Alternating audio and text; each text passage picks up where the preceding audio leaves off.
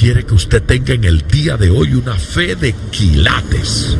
Más de 4 décadas dedicadas a la evangelización del mundo. Yo le estoy diciendo estas palabras para que usted fundamente su fe en realidades, en estas realidades eternas. Su contribución a la literatura cristiana hace evidente su compromiso con el Señor de hacer discípulos y formar ministros. La oferta del Señor a nuestras vidas es que nuestra fe crezca, que nuestra fe sea fortalecida. Escuchemos al doctor Díaz Pavón en Para que el mundo crea. Reciban la paz del Señor con mi saludo a todos ustedes, los que están al alcance de mi voz en esta hora. La bendición del Señor sea sobre su vida y gracias por sintonizar Para que el mundo crea. A los que me acompañan regularmente, pues un abrazo, y a los que están por primera vez, creo que le doy 2 abrazos. Gracias por sintonizar este programa, gracias por acompañarnos. Sepa usted que en efecto así se llama el programa, Para que el mundo crea, y que yo soy el pastor Díaz Pavón y me siento feliz de compartir con ustedes en el día de hoy. Un saludo especial a cada uno de ustedes allá en Puerto Rico, allá en el sur de la Florida, allá en Filadelfia. Un abrazo grande para nuestra gente en Tampa. En estos días anduve por Nueva Inglaterra, específicamente por el área de Massachusetts, viendo lindos y queridos amigos de mucho tiempo, conociendo gente nueva, compartiendo en un seminario para gente que quiere ser adiestrada en el manejo de la Biblia del pescador y el evangelismo. Predicando en algunos lugares, viendo gente como mi amigo, el pastor José Santos, Pepo, conociendo personas como el pastor Contés, como el pastor Cecilio Hernández, a toda la gente preciosa del área de Boston que hoy nos están sintonizando a través del internet. Un abrazo grande y claro, a nuestra gente de siempre, allá en el Perú, en Cusco, a mis hijos, don Juan José y Marjorie, y claro, los niños también. A todos un abrazo y gracias por el trabajo precioso que están realizando. En el día de hoy, el Señor nos bendice, el Señor nos ministra. Gracias a Dios que tengo aquí, llevándome el tiempo, a doña Guria, porque yo estoy sin tiempo hoy, Guria. Ni sé cuánto tiempo va, así que usted voy a depender de que me diga que se me acaba el tiempo en este día. A ver, en la primera carta de Samuel, para ir corriendo a la palabra y tomarla de inmediato, en la primera carta no primera carta, sino primer libro, debo decir. Uno se acostumbra a decir cartas por lo del Nuevo Testamento, pero la realidad es que es un libro del Antiguo Testamento. Primer libro de Samuel. En el capítulo 6 ocurre un versículo, una frase, una expresión dentro de ese versículo 2, que tal vez sea la manera de darle forma, temática, orientación a lo que comparto en el día de hoy. La pregunta que ocurre allí es esta: ¿qué haremos del arca de Jehová? ¿Qué haremos del arca? ¿Qué haremos con el arca? ¿Qué haremos con este tema del arca de Jehová? Mi tema en el día de hoy realmente es la presencia del Señor. El arca no era otra cosa sino tipo de la presencia del Señor. Aclaremos que no estamos hablando del arca de Noé. No estamos hablando del barco ese enorme cargado de animales y de la familia de Noé. Estamos hablando de el arca del pacto, el arca del Señor, el arca del testimonio. Era una urna colocado en el lugar santísimo Y esta urna contenía 3 elementos importantísimos en la historia de Israel. ¿Por qué eran estos 3 elementos tan importantes en la historia de la vida de Israel? Bueno, porque eran 3 poderosos testimonios de que Dios estaba con su pueblo. Uno de los elementos que estaba allí en el arca eran los 10 mandamientos, las tablas en las cuales Moisés escribió los 10 mandamientos, tablas de piedras, donde él esculpió las letras. Los 10 mandamientos estaban allí. Era importante esto para Israel, no solamente por el contenido, sino por la experiencia de cómo fueron recibidos. Allá en el monte que se estremecía, que se sacudía, que temblaba por la presencia de Dios. El tema es presencia. Allá en el monte le fueron dadas a Moisés. Moisés, ya usted sabe, los rompió. Él tuvo que esculpirlos entonces y traerlos al pueblo. La segunda cosa que estaba allí en el arca era el maná. Maná, que era la comida que Dios daba, pan de Dios, pan del cielo, que descendía diariamente para que el pueblo pudiera comer durante la travesía. Estamos hablando de cientos de miles de personas atravesando el desierto. Dios les daba de comer. Milagrosamente caía un pan que ellos recibían, preparaban, lo confeccionaban de diversas formas y de esa forma se sostenían en el desierto. Se llamaba maná. De ese maná una porción se retuvo en el arca. Había un tercer elemento en esa arca y era la vara de Aarón, la vara que reverdeció. Era un bastón realmente, un palo de apoyo seco, pero que Dios hizo reverdecer como testimonio. Una y la otra cosa eran testimonio de la presencia del Señor. Así es que nuestro tema en el día de hoy es presencia, y nuestro versículo, el capítulo 6, versículo 2 del primer libro de Samuel, ¿qué haremos del arca? Yo respondo a eso cuando regresemos de esta pausa, porque es tiempo de alabar a Dios.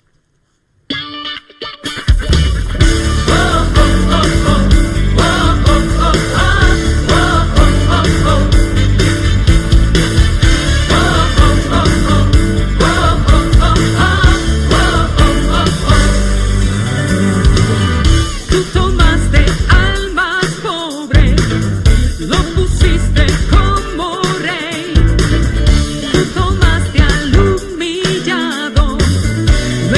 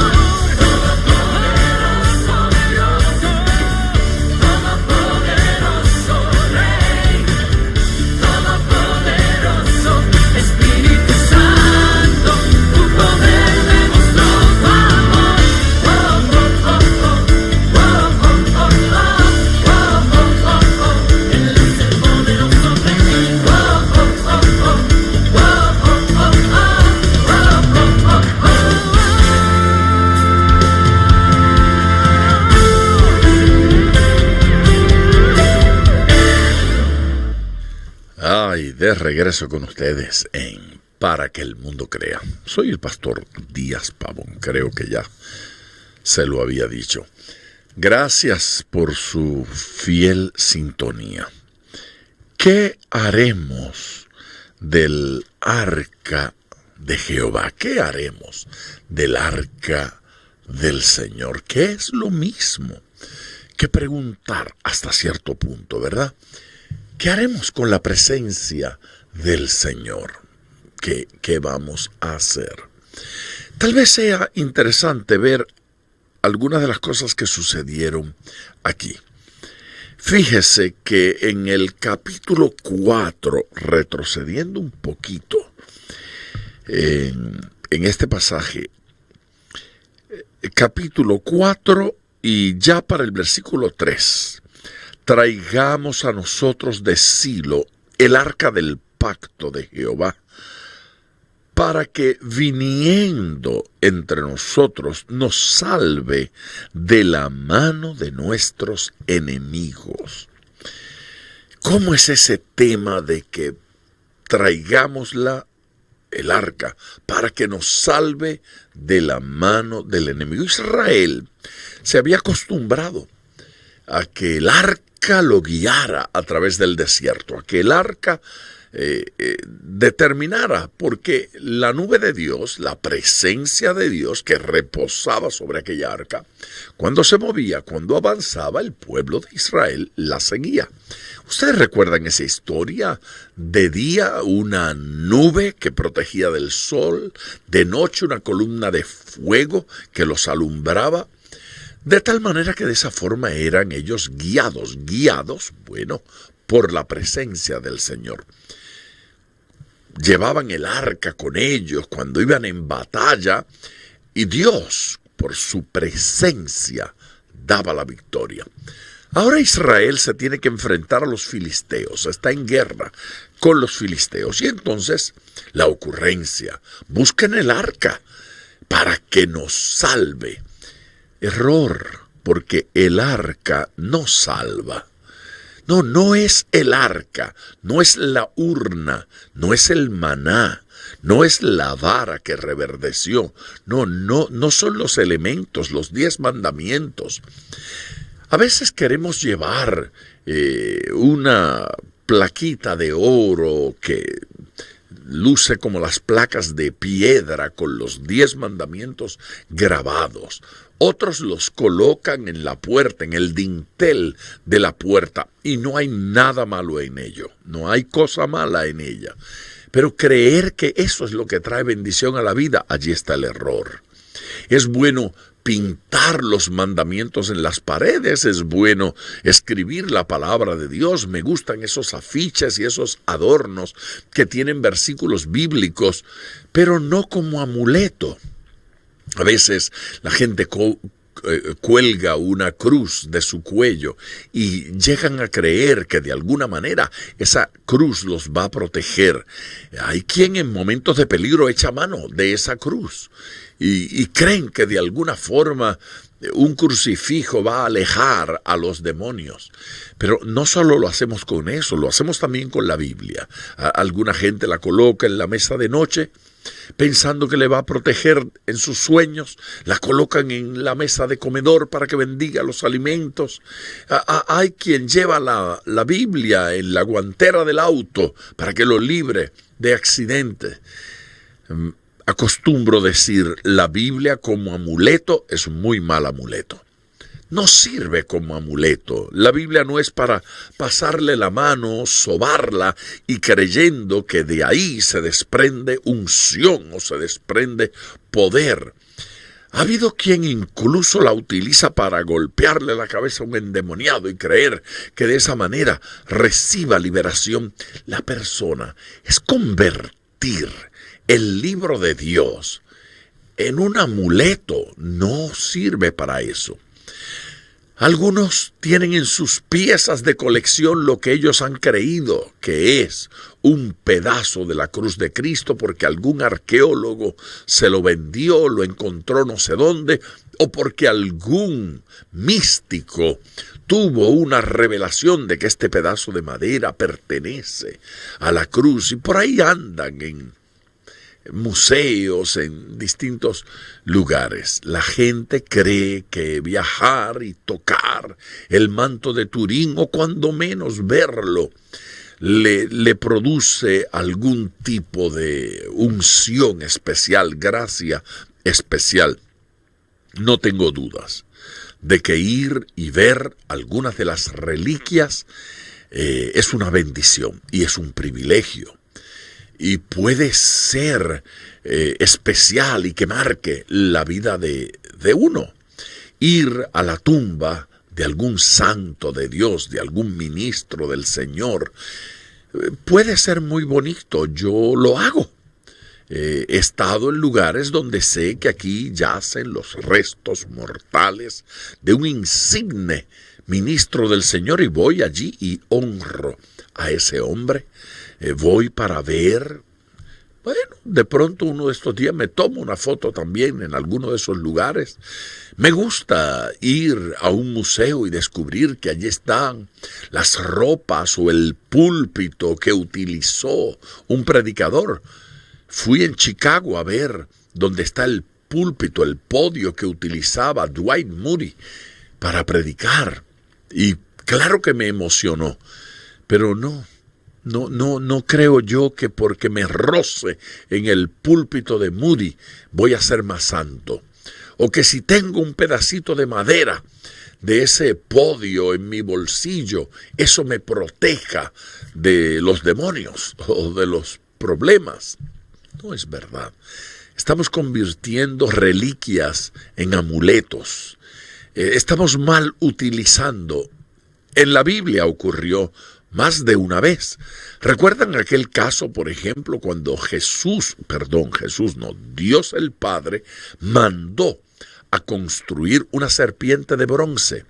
El pueblo llegó a creer que en esa serpiente había poder y llegó a querer de alguna forma rozarse con la serpiente o tener la serpiente presente. No.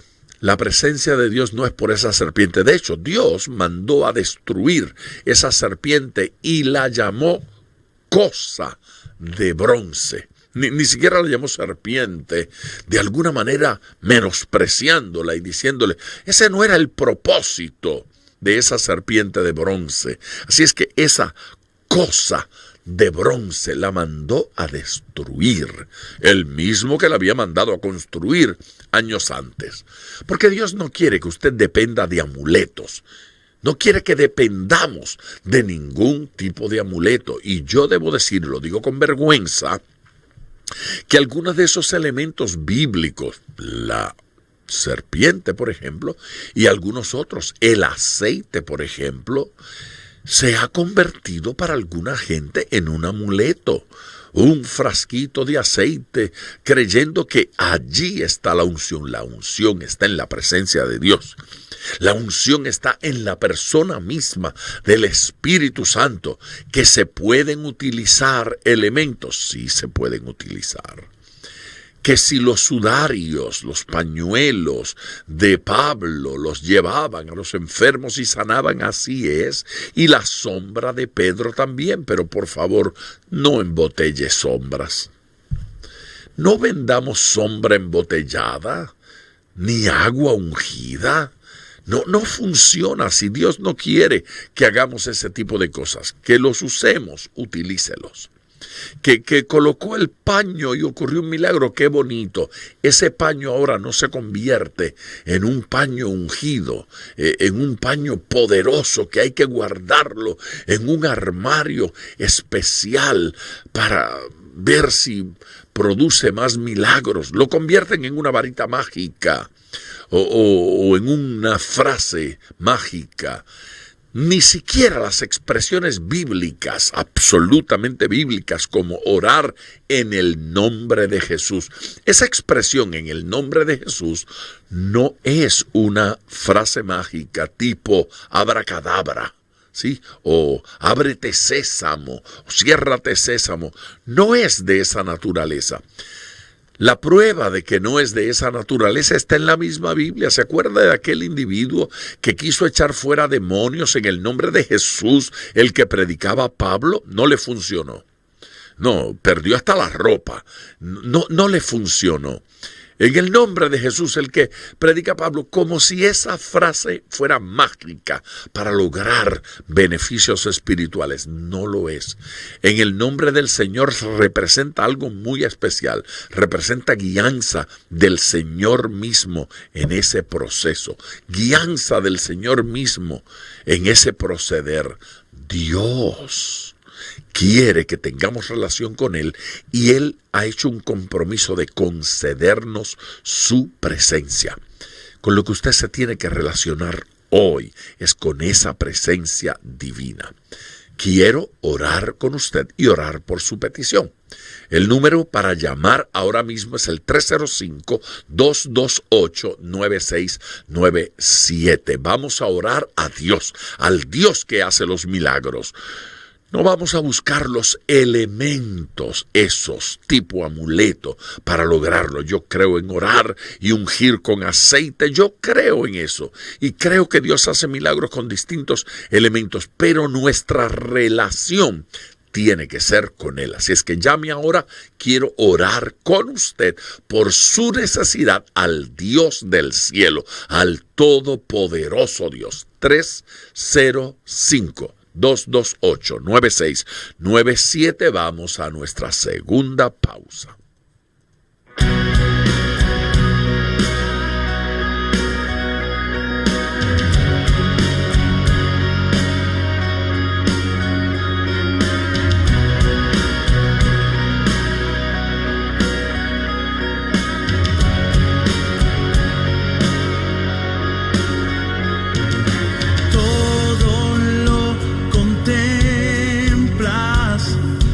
Todo lo pensaste.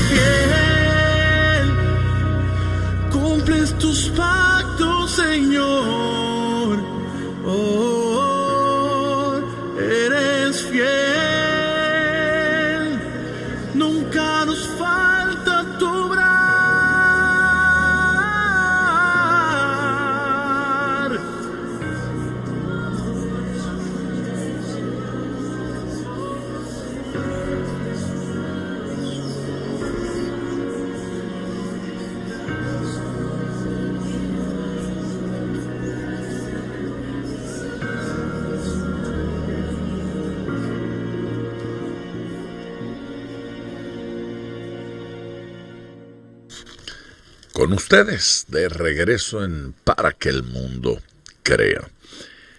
Estamos hablando del tema, ¿qué haremos del arca de Jehová, del arca del pacto? Israel pretendió llevarla como amuleto, creyendo que gracias a que la tenían presente habrían de ganar la guerra. La realidad es que los filisteos acabaron con ellos. Fue terrible, fue devastador, murieron miles, y entre ellos murieron los hijos de Elí. La noticia fue espantosa para todo el mundo. Los filisteos llevaron entonces el arca con ellos y ahora lo convirtieron en un objeto de idolatría, idolátrico. Mire, qué feo.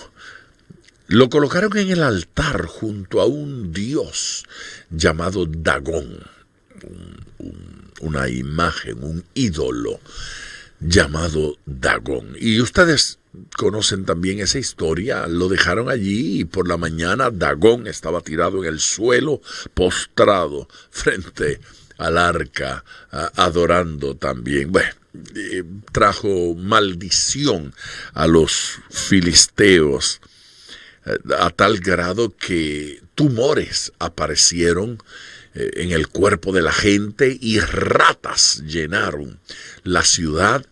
Ellos estaban aterrados porque se dieron cuenta que aquello que ellos pensaron podía ser también para ellos. Otro objeto de adoración no lo era.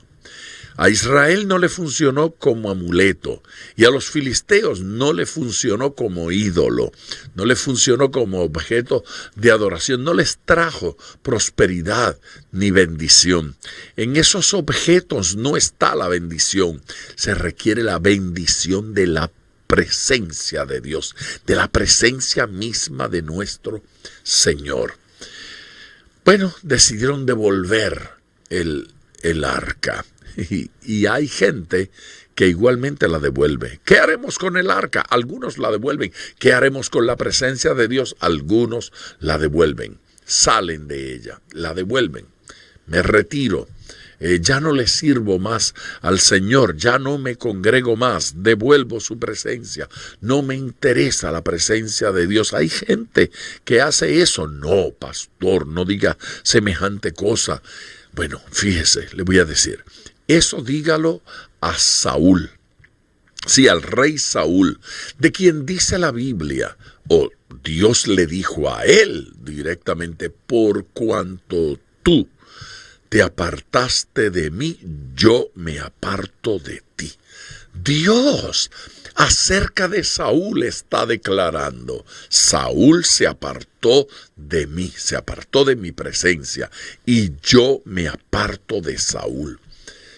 Quien se aparta de Dios, Dios se aparta de él. Eso es lo que dice allí.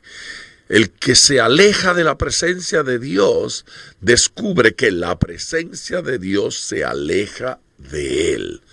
Cuidado con esa práctica. ¿Qué haré con la presencia de Dios? Uno supone que todo el mundo va a gozar y a disfrutar la presencia de Dios. No, estos simplemente la rechazaron, la devolvieron un tiempo y ya no les interesó más. Dice la Biblia, compra la verdad y no la vendas. ¿Qué haremos con la presencia de Dios?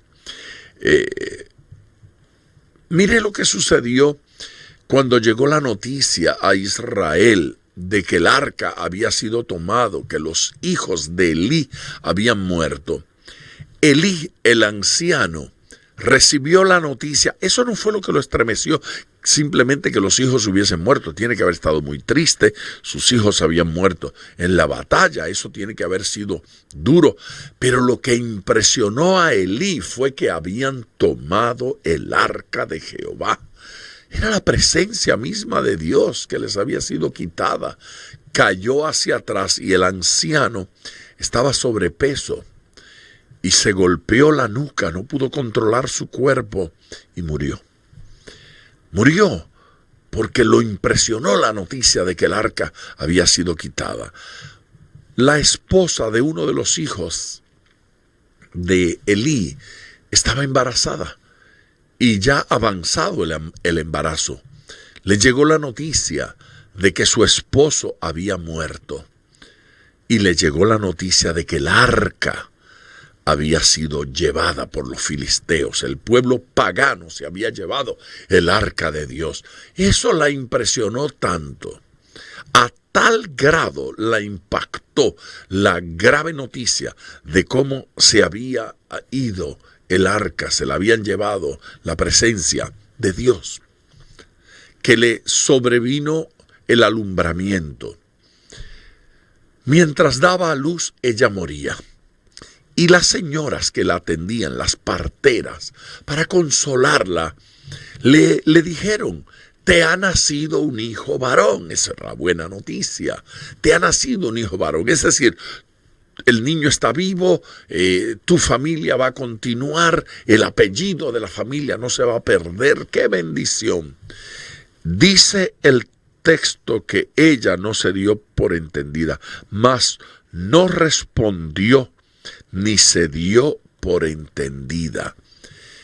Y lo que está diciéndonos el pasaje allí es que la noticia de lo del arca fue tan importante, tan grave cosa, que ni siquiera pudo disfrutar el nacimiento de su hijo. Perdió la vida, se murió. Eso de perder la presencia de Dios no es una cosa cualquiera. Eso de que me alejo y lo dejo, Él se aleja de mí, eso no lo podemos tomar como cosa insignificante. Alguien puede alegar diciendo: oh, pero no se perdió la salvación. Yo no quiero entrar en esa discusión hoy, pudiésemos hacerlo en otro momento, pero yo quiero preguntar: ¿hay salvación sin presencia divina? ¿Puede una persona ser salva en ausencia de Dios? ¿Se es salvo sin que Dios esté en nuestras vidas? ¿Se va al cielo sin que el Señor esté en nosotros y en nuestro corazón? Esas son preguntas que tendríamos que responder y que son válidas e importantes. Pero lo que me interesa en el día de hoy es mirar cómo se responde y se reacciona a esa presencia de Dios. ¿Qué va a hacer usted con la presencia de Dios? ¿Qué va a hacer usted con la presencia del Señor? ¿Va a devolverla? ¿Va a ignorarla? Aquí hay otro caso, y es que finalmente esta gente, los filisteos, devuelven el arca. La devuelven a Israel y llega a Israel. Y sin entrar en los detalles de cómo sucede esto, porque la montaron en una carreta y tirada por vacas la enviaron. Llegó, la tomaron y la llevaron a casa de una familia. Fue a quedar a casa de Adinabab. Y ¿sabe qué? A mí lo que me parece impresionante de esto es que no parece haber una reacción, una respuesta, una acción ministerial impresionante. Esta familia recibe el arca en su casa y no parece que allí ocurrió la gran cosa. No parece que es de gran importancia. Da la impresión de que simplemente llegó, la ubicaron allí en alguna habitación y ahora el arca estaba en la casa de esta familia, pero eso no significó gran cosa, eso no significó gran cambio, eso no significó ninguna cosa significativa. Simplemente allí quedó la casa. Abinadab no parece haberle dado la importancia que requería. Y esa arca estuvo allí 20 años. 20 largos años. ignorada, guardada por ahí en alguna habitación. ¿Se puede hacer eso con la presencia de Dios? ¿Podemos ignorar la presencia de Dios? ¿Podemos restarle importancia a la presencia de Dios? ¿Podemos simplemente ser cristianos y que Cristo en nosotros no sea cosa tan importante? ¿Será verdad que haya gente para los que el esposo es más importante, la esposa es más importante, el trabajo es más importante, la familia es más importante, los hijos son más importantes, el nombre es más importante, las vacaciones son más importantes? ¿Será verdad que hay gente para los que la diversión es más importante, el entretenimiento, la comida es más importante? ¿Cómo se puede tener una salvación tan preciosa y no cuidar de ella? Ocupaos de vuestra salvación, ¿sí? Cuidarla, ocuparse de ella con temor y temblor. La salvación no puede ser desatendida. Dios no puede ser desatendida. La presencia divina no puede ser desatendida. Voy a una pausa, pero antes de ir a esa pausa, quiero pedirle que llame, porque es importante que vayamos delante del Señor en oración. Vamos delante de Dios en oración. Vamos delante de Dios a clamar, a buscar su rostro. Vamos a orar por nuestras necesidades. Ocupémonos de esa presencia, cultivemos la presencia de Dios, la presencia del Señor en nuestras vidas. El número a llamar en este momento es el 305-228-9697, 305-228-9697. El Dios en cuya presencia estoy le va a bendecir. Llame ahora, 305-228-9697. Regreso después que adoremos así.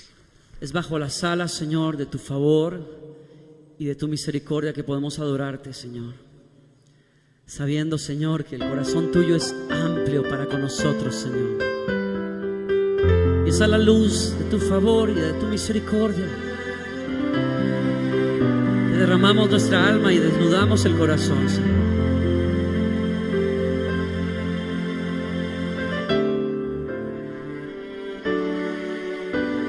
¿Qué soy yo para que me visites y te acuerdes de mí, Señor Jesús?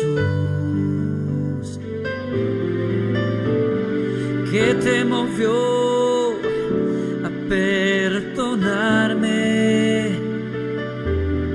Tu misericordia, oh Dios, me abrazó y el pasado olvidó.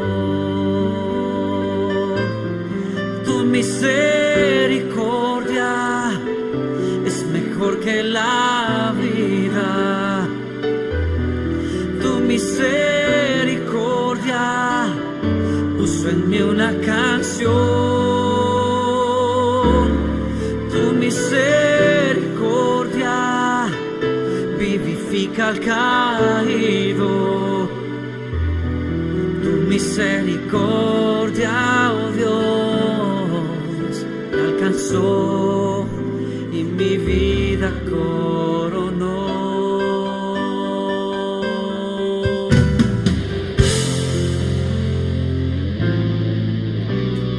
¿Qué soy yo para que me visites y te acuerdes de mí, Señor Jesús? ¿Qué te movió a perdonarme? Tu misericordia, oh Dios, pasado olvidó. Tu misericordia es mejor que la vida. Tu misericordia puso en mí una canción.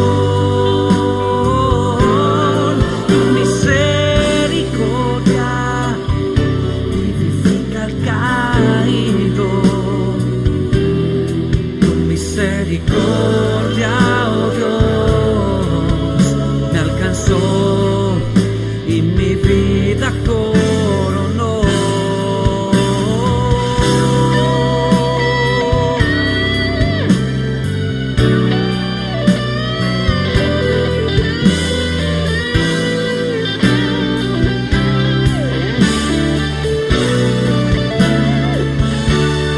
Tu misericordia es mejor que la vida.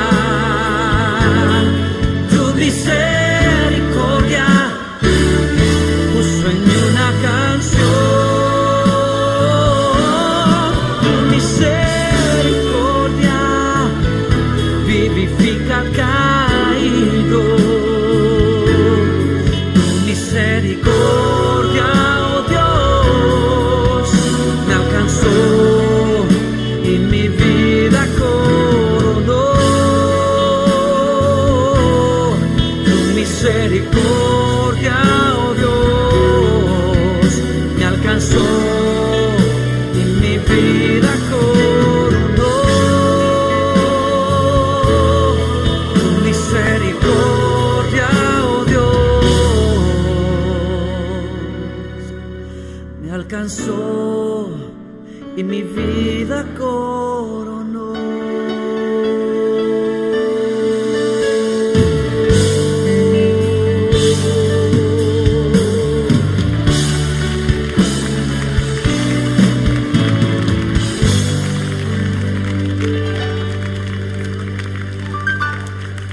Te adoramos. Vamos a estar hablando sobre la presencia del Señor durante varios programas. He comenzado hoy. El tema es ¿qué haremos del arca de Jehová? Israel en determinado momento la quiso utilizar como un amuleto.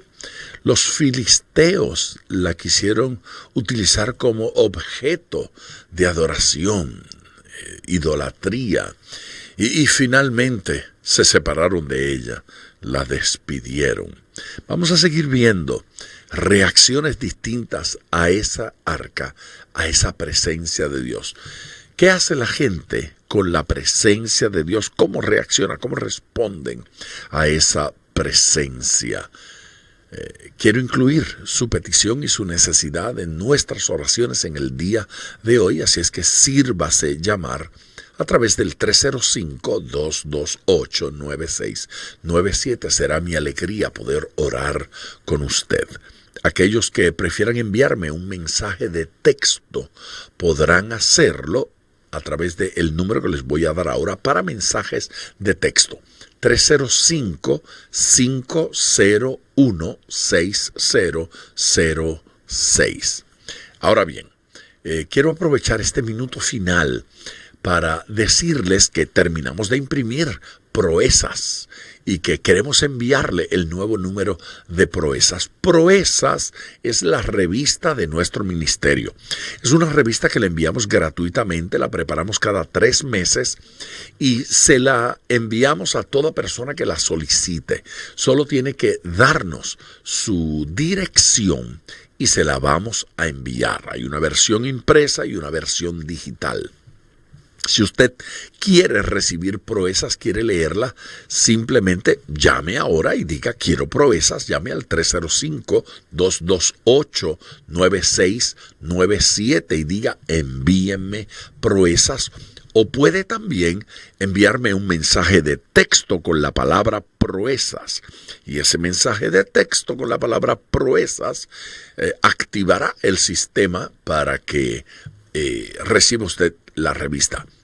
lo va a enviar al número para textos 305-501-6006. Voy a repetir ese número.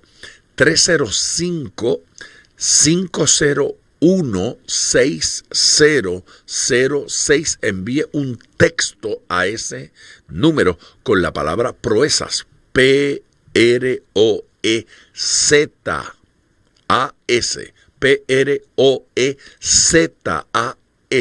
Envíe a proezas. 305-501-6006. Para mí es importante que usted se comunique, es importante que usted llame, es importante que reciba la revista, porque Proezas tiene artículos, tiene noticias, tiene testimonios, comentarios, la agenda de dónde estamos para que nos ayude con su oración. Así es que quiero que todos nuestros oyentes reciban nuestra revista para que estén al tanto de lo que está sucediendo en nuestro ministerio. ¿Qué haremos del Arca de Jehová? Voy a continuar con ese tema mañana en nuestro programa. Bendiciones y gracias por acompañarnos. Gracias por sintonizar para que el mundo crea. Con el Dr. Díaz Pavón, nuestro ministerio desea brindarle acceso a este programa descargando gratuitamente la aplicación DPM Radio. Para oración, comuníquenos su necesidad llamando al 305-228-9697. 305-228-9697. O en las redes Facebook e Instagram bajo Díaz Pavón Ministries.